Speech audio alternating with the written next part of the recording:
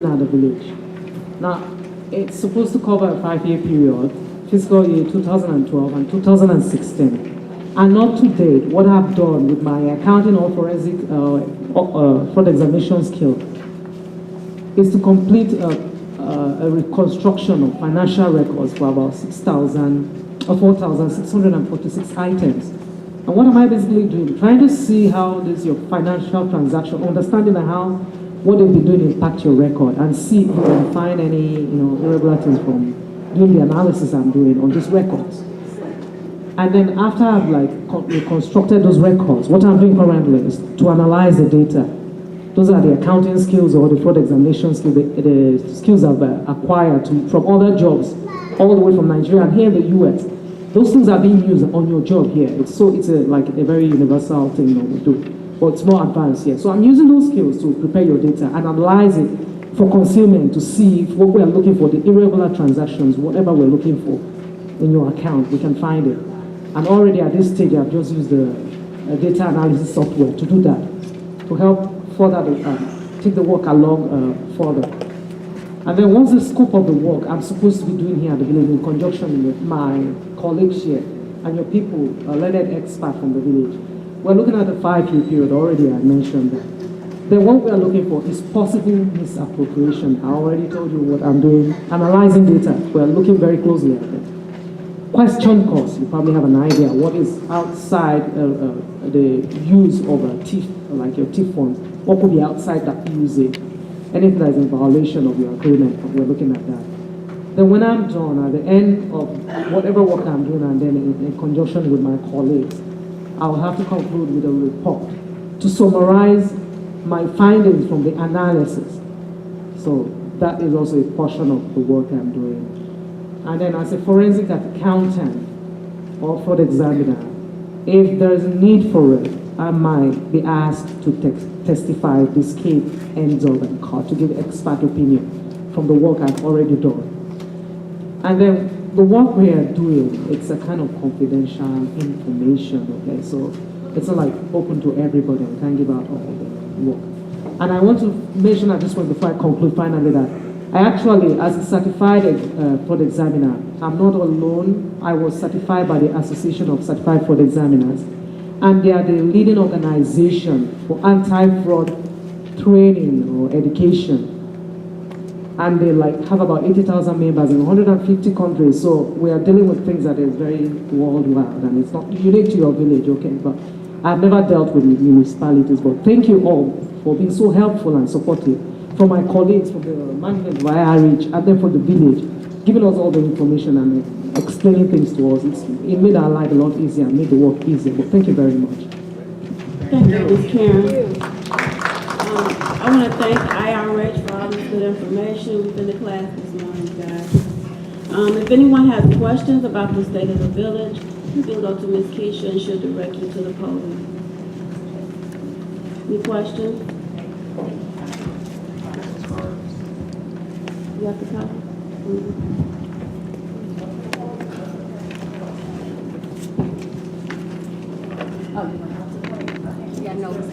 She needs the mic.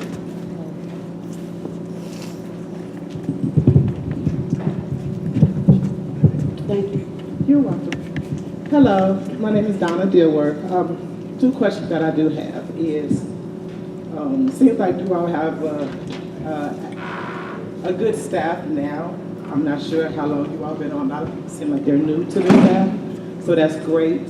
But you all have, IRH has been with the village for over a year. So I would like to know, what have you all completed? Because you told me what you are currently working on and what you plan on working on, but what have you all completed since you've been here? And then the other question is, why are you just starting with the dates 2012 through 2016 for the audits? Because I know there has been situations or stuff that could have started earlier than that, but why are you only working with those dates, between those dates? And I don't know if it's just directed at, that's what you were directed to do, but the accounting and all of these different things with the TIF agreement, a lot of that stuff started happening before that time period. So those are the 2 questions that I have just for the finance. Thank you, Ms. Dillon. Thank you for your question. We negotiated with the village to go back 5 years. The periods that have already been audited didn't make a lot of sense to us to go back and relook at those issues because they've already been resolved. And some of it was included legal action taken against a former village official. So we negotiated that we would go back 5 years from 2012 forward with the village. And that was with the village manager who was here at the time.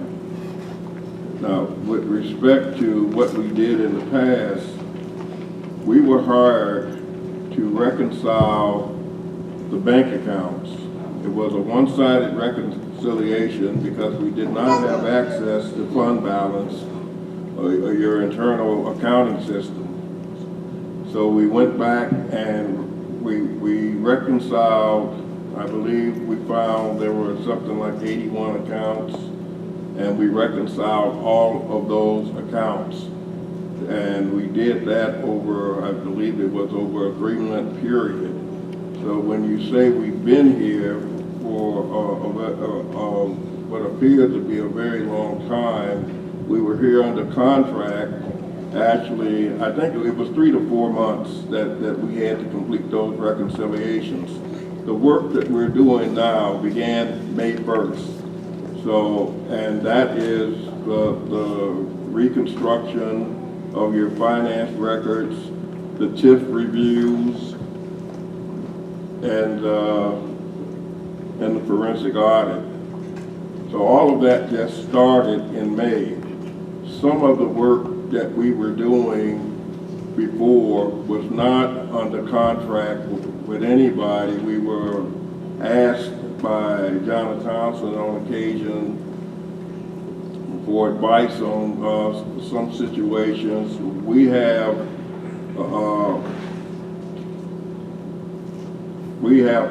other partners that we talked with to try to get answers to some of the issues that were nagging at her. One of the other things that we did was when she informed us about your motor fuel tax account. She didn't quite understand how that worked, and she asked me to look into it. I spoke to the regional motor fuel tax director, and she informed me that they were scrutinizing the reports that they received from University Park because they were aware that in 2010 they didn't believe the reports that they had received, and they were waiting for the new reports. As a result, Cecilia Kelly was assigned to work directly with that director, and what we found out was that the village had spent about $200,000 in motor fuel funds for other purposes, and then later we learned that there was another huge issue with about $1.8 million in funds that the Department of Transportation was looking at. So, to be specific, we did what we were hired to do, and that was to audit the bank accounts, the 81 bank accounts, and in May, we started to work on the reconstruction of your finance department, and that's the work that you've been briefed on this morning. Thank you. Good morning. My name is Elbert Shaw.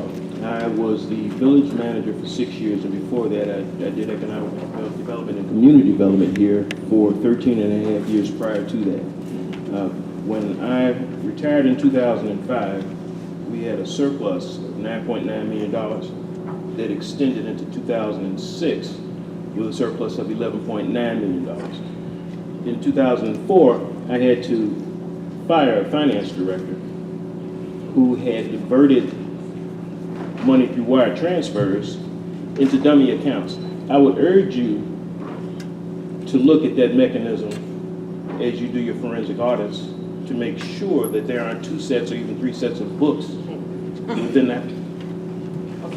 That there aren't 2 or 3 sets of books that can be used for that purpose, because the deterioration of the cash flow in University Park should present several red flags to you. The issue of revenues declining because of property taxes not being paid or whatever is one that should have been managed affirmatively. When I left University Park, I left a revenue book or a revenue calendar, if you will, behind, so that the next village manager would know when he was receiving revenues and the date that he could anticipate that those receipts, so that he could manage cash flow. It's my understanding that that stopped happening once I left, which opened the door for the smoke and mirrors budgeting process. You cannot budget a 5% increase if your revenues are declining by 5%. It doesn't make sense. You're building deficit spending into your system. So please look for where capital has been diverted, and I would recommend that you go back to 2010 based on the statement that the motor fuel tax people gave you, because I suspect it starts there.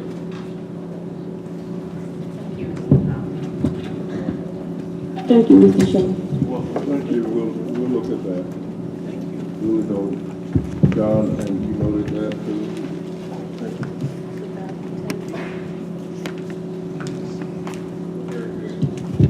Good morning, or good afternoon. Good morning. I don't even know what time of day it is. I wanted to hit on a couple points that you all had said, that there was 91 open accounts. That is alarming to know that there were so many open accounts, and we all know who have signature approval to go to those 91 accounts. I am with the former village manager that we need to go back to 2010. We have to see where the surplus started, how it was, where the money came in, because we weren't in this financial crisis in 2009, and prior to, we had a very vibrant community. Everything was nice and cleaned up, and people took responsibility for their roles within the government, and we're not seeing that. The smoke screen, like he said, if we're only gonna do 5 years, you're not gonna find it. You're not gonna find records and stuff. You've already looked for them, and you're incomplete. One of my questions that I asked, that the young lady has, is that when are we gonna get a confirmed date on when you all are going to be complete with whatever you have, because you've been doing this for years. The people have been seeing you all get paid to do that, and we have no reports, because your residents all have masters and doctors as well, and we would like to review ledgers, first in, last out statements. You're not the only people that have accounting degrees. We're a body, a family that understands how to read reports as well. The next thing is the tax, the gas tax. Do you understand that we do have farms back there that get gas, and they have their own pumps in their farms behind us back here? So if the gas stations are supposed to be paying into it, where's that money and what's that dollar amount? If those farms are out there making money off of corn or whatever the heck they do out there in their livestock, then we need to know where that money is and how we use it towards rebuilding our community. The property tax assessment, do you even know how many property owners are even in University Park and which deeds they hold on to? And if their home is operating as a business, that's property taxes and business taxes that need to be accounted for. So you're not going to find those home businesses either if you don't go back to 2010. So that's what I had to say. Thank you. Thank you. Just a quick response, we haven't been here for years, and I think Daniel, we went to the county, they gave you TIF reports going back to 2001. Talk to the mic, please. Right, so we have information going back to 2001 with regard to the TIF accounts. We were hired, and let's be clear, we were hired to go back and do audits back 5 years. That doesn't mean that that's the only thing that we're looking at. So we know every dollar that this village received from Will County in TIF payments since 2001. We know how much of it was spent, how much of it was diverted. So don't assume that we're just operating with blinders on. But you also have to keep in mind is that we have a contract. I appreciate the information you're giving me with respect to 2010. We already knew there was an issue there, and the state has already taken action with respect to that. But it doesn't mean that we won't look at 2010 because we were already aware that there was a problem dating back to then. And since we've started this work in May, let's be clear, it hasn't been years, it hasn't been forever. It's May of this year that we started, May 1st. Thank you. Okay, thank you. Anybody else have any questions?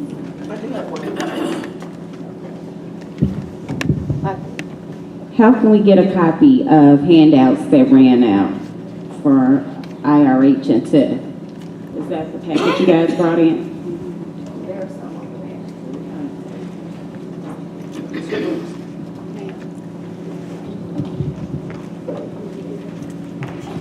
We could probably,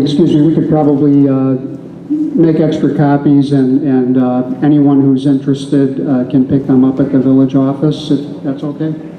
Will that work? Yes. Okay. I just have a question. My name is Phyllis Saunders. I've lived out here for 20 years. What is this FEIN number that was frozen? Is that due to, or was it frozen? Was that due to this motor fuel tax thing? To the best of my knowledge, the Department of Transportation placed a lien against the FEIN, and we've asked that your village attorneys look into that to provide us with those answers. That would be their responsibility, and to look into that and to provide those answers to the board. Okay. If it is frozen, I'm assuming that it is. How does that impact our village at this point? But I would assume that it affects the amount of motor fuel taxes that you would receive, but that's only an assumption. That's why it's important that your legal counsel contact IDOT and find out how they propose to resolve that. Thank you. Thank you. Thank you, Ms. Sanders.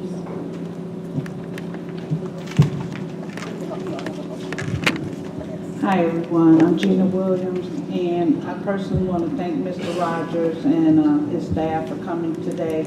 From what I've seen, they're very professional. They seem to be doing an awesome job with what they were given. Notice I said given, because I don't think they were given all the facts, all the documents, all the information they needed, but they're working with what they have. I've sat in the finance meetings and heard that there were certain things left out, like the golf course, how much we were paying them, $50,000 on a monthly basis, but the ABM conveniently left out certain facts. So they can only do so much with what they have. Now, when I recall a lot of the village meetings under Mr. Lanier, the former manager, we always heard that the audits were not caught up and that they only got up to 2008. And I think even Mr. Payton used to, Trustee Payton used to mention that. So I'm shocked to hear that they were caught up to 2012 because we were always told the opposite. And I'm grateful that you mentioned 2010, because a lot of people want to believe that the sky fell in 2011, and it didn't. I don't know if people want to go back, but we used to have 2 banks in this village before 2011. We once had a family bank, and then we had Seaway Bank. That vanished. This used to be a Family Dollar before 2011. It went away. We had a grocery store that closed, and then a co-op that we, the residents, paid $100 or more into. We never got a single share, but nobody talks about that. We had a laundromat, a cleaners, you name it. All that was before 2011, but people want to make it seem like, oh, the Titanic failed in 2011. No, you're sadly mistaken. So I hope they continue to dig, and I hope if we have money, we can dig back past 2011 and get down to the real nitty gritty. Thank you, Ms. Williams.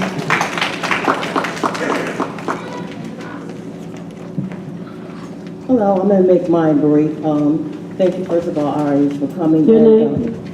Can you hear me? Deborah Taylor, sorry. And I also want to thank you for handouts, because I'm always asking you guys for visuals. I really have had a difficult time as far as being able to just process a lot of this information after we leave these meetings, because there's nothing put in our hand where we can go back, review, and, you know, begin to really process and understand so that we can ask very intelligent questions. So I want to thank you for giving us something to go back and look at. The other thing I wanted to ask really brief is that once this process of discovery is completed, how are we going to move into creating a strategic plan for this community? Will you, IRH, be able to assist us with that part of the process? We are working with your village manager and your administrative staff on those very issues. We'll be talking with them next week, and hopefully with your attorneys and our attorneys for that very purpose. So hopefully at a future board meeting, the mayor and the trustees will be able to share those things with you. Right now, we've got a date scheduled to sit down and do a strategic review of where we are, where we're going, and how we're getting there. Thank you. Okay, thank you, everybody. Next on our agenda is Public Works Department. Mr. Jerry Hunt will speak, and also Chief Taylor. So I'll start off. The 2 biggest issues that we have been, a lot of inquiries have been coming in, is in regards to potholes and tree trimming plan. So to discuss the pothole issue with the village, and I talked to Director Richardson last week in regards to this. So the information I'm providing you is based on information I know and based on a briefing that Director Richardson has provided me. There is a 5-year plan and beyond for road repair. The issues we run into now is the monies that are typically used for road repair are from the MFT funds. So due to MFT funding not coming in, that limits our financial ability to actually do full road projects. What I've been in discussion with Director Richardson is looking at patching holes on various streets and try to find other funding such as grant funding and other funding from other sources to work on that plan. The village engineers have assessed every street that has potholes or that has issues as far as structural issues with the street, and that engineer has provided a plan to deal with those issues, but again, money is needed to fund those projects, either partially or fully. So that really touched base, that gives you a little bit of clarification on the street repair. I will be working with Director Richardson next week, and dealing with some of our other road issues and trying to find other alternative ways to work on patching various streets and dealing with the most hazardous streets that we currently have in the village. Tree trimming, or cutting down dead trees in the village. I have directed Director Richardson to provide a detailed list via spreadsheet of every single dead tree that we have in the village and doing a prioritization based on trees that are more hazardous than others. I will tell you, right now, we have one vendor that has been presented to Public Works to assist in cutting down trees. I have asked Director Richardson to reach out to other vendors to do a bid process and do a request for proposal. Because what occurs is, when you're dealing with big projects that account for a lot of money, you know, to prevent financial malfeasance, to prevent funds not being used effectively and efficiently, it's important to at least do a bid or request for proposal process in order to get not necessarily the cheapest price, but understand the scope of work and picking the right vendor to deal with the tree issue. I would tell you we have over 100 dead trees. 100 dead trees will not be cut down before winter. But I am working with Public Works with the equipment they do have to cut down the trees that are not as tall. You have very tall trees out here that are 60 feet. Those are the trees that we're going to have to bring in an outside contractor to deal with because we don't have the equipment in the village. So I will be sitting down with Director Richardson in detail next week about it. I did touch base with him briefly before he left on vacation in regards to that matter. And again, proper planning has to be done. So like I stated, a spreadsheet, knowing exactly where all the trees are located, coming up with a plan and cutting down the most hazardous trees before winter time. And weather does not preclude trees from being cut down unless it's the snow on the ground or there's hazardous conditions for Public Works employees. Trees should be able to be cut down year-round, weather permitting. So we will be working around the winter time and other times to address these issues. I just want to make sure that the residents understand that there is going to be a process put in place. It's not going to be an immediate resolution, but we will work on dealing with the most hazardous trees that we have to, number one, ensure our students go to and from school safely, to ensure there are no public safety issues as far as trees coming down on homes, damaging vehicles on the street, and various other issues. So that really touches base on both the tree trimming matter and the road matter. I'm going to switch this over to Mr. Hunt, and maybe he can provide a little bit more detail since he actually does work in Public Works and deals with and observes the day-to-day processes in Public Works. Thank you, Mr. Thank you, John. 1, 2. Okay, to piggyback on what John has said, we have used over 140 tons of asphalt as of today. We have repaired 371 potholes. That's from in the village and the industrial park.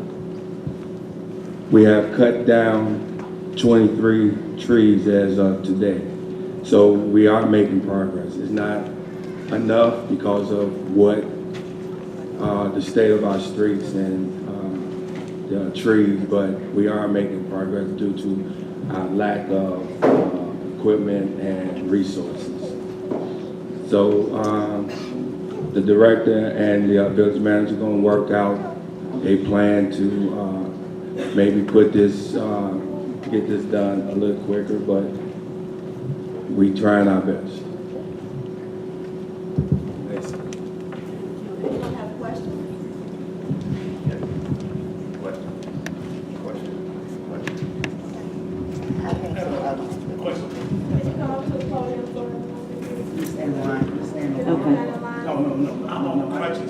I'll come to you. I'll come to him. What is the state of the golf course at this time? I pass the course at different times of the day, on different days, and there always seems to be a few people golfing. How many events have been booked there in 2017? And what are the plans that the mayor and board of trustees going to utilize to get qualified people in key positions? I can touch on the golf course issue. Next week, I'm actually going over to the golf course. Director Richardson, one of his responsibilities is to oversee the operations of the golf course. The golf course has had a change in general management. Mr. Gephardt is no longer at the golf course. There is a new general manager there. I will be touching base with Director Richardson next week in regards to getting that information. If you can hold on to that card, what I will do is put out a formal response at the next board meeting in regards to that question, because I want to make sure that question is followed up on. As far as the second question and bringing in qualified staff, I will tell you that the board very shortly will be holding a special meeting in a closed session to do go over the position description for village manager, and that position description will be reviewed by each board member. They will provide proper input in regards to the position description, and a posting will be done forthwith immediately to look for our next village manager. So those are the plans that are currently in place at this point, based on my knowledge, based on communication with the trustees and the mayor, in regards to getting qualified staff in. The key of getting qualified staff in is first getting the village manager in to captain the ship, or being overview of the village, and then looking at other staffing deficiencies and going from there. So that answers those two questions. Okay. How are we enforcing the noise ordinance? Excessive loud music. This attracts undesirable elements, gang fights, shootings, etc.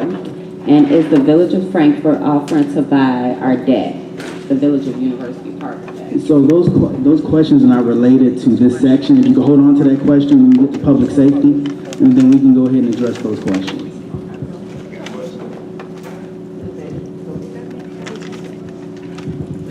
Hello, how you doing? I am the union rep for Public Works. I had a question. Eugene Lawson. They're talking about the trees. One thing, how many men down there are certified to cut trees down? You do our license to cut trees down, operate chainsaws, and also with us not having any liability insurance, why would you even think guys up there to cut trees down possibly get hurt? What's the outcome on that? I would tell you that's a very good question. That's something that I will touch bases with Director Richardson on. I understand there is an arboring license that's required to cut down trees, and various other trainings that are required. I will touch base with Director Richardson in regards to those specific questions from the union in regards to those matters, and hopefully be able to give a response at the next board meeting in regards to that. A lot of these questions that you're asking about individual department level stuff, I have to touch base with the directors. Coming into this interim position, I'm doing a complete overview